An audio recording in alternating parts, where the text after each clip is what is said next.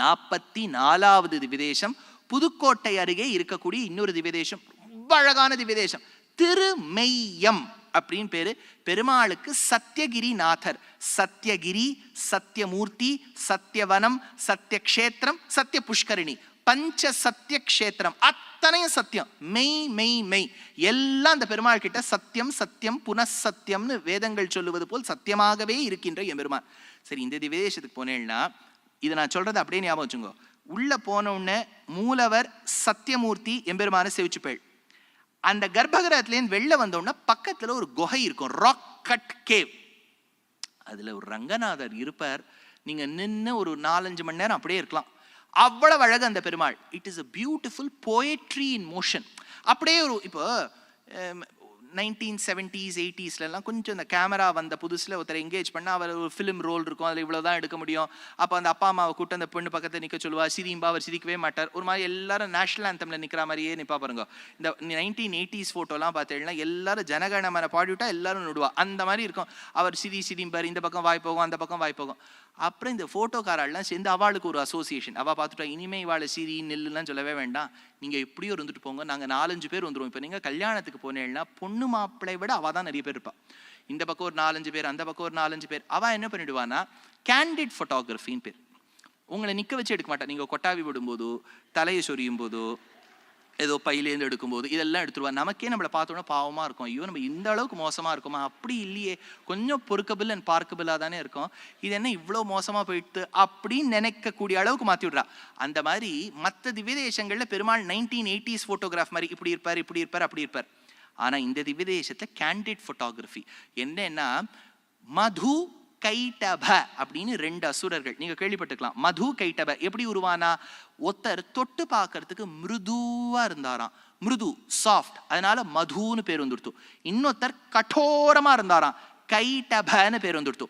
மது கைட்டபர்கள் பூமாதேவியை அபகரிக்க வேண்டும் என்பதற்காக, துன்புறுத்த வேண்டும் என்பதற்காக வருகின்றனர். அப்போ மது கைட்டபாள் வரும்போது பூமாதேவி பெருமாள் கிட்ட சரணாகதி பண்ணி கேட்கிறா, காப்பாத்து பெருமாளே. மது கைட்டபாள் கோபத்தோட ஓடிவரா, பூமாதேவி கருணையோடு பெருமாள் கிட்ட கருணை பொங்க பொங்க பிரார்த்திக்கிறா, காப்பாத்து. பெருமாள் ஒரு கையால கவலைப்படாதே அப்படின்னு சொல்றார்.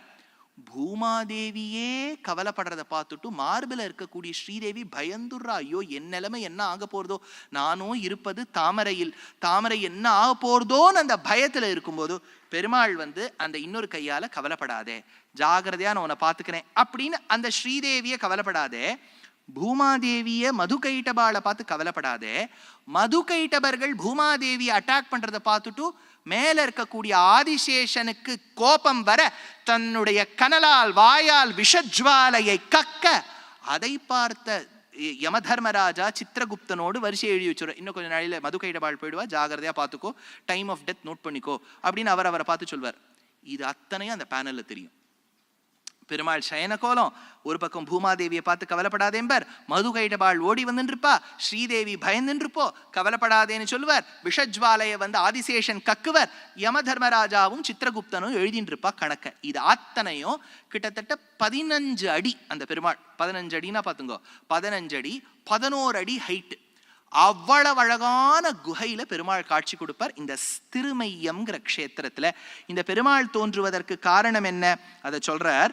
ஆதிசேஷன் ஒரு முறை ரொம்ப கர்வத்தோடு இருக்கும்போது பெருமாள் இந்த கர்வத்தை நீ துளைக்க வேண்டும், சத்திய க்ஷேத்திரம் என்கின்ற திருமெய்யம், சத்தியம்னா மெய் இல்லையா, திருமெய்யம் சத்திய க்ஷேத்திரம், இந்த இடத்துல போய் தவம் செய்ன்னு சொன்னாராம்.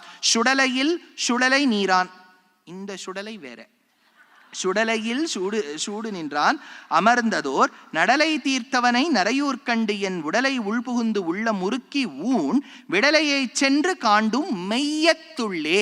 மெய்யம் திருமெய்யம்ங்கிற க்ஷேத்திரத்துல போய் நான் பெருமாளை பார்த்தேனே. ரொம்ப அழகா இருப்பார் பெருமாள்.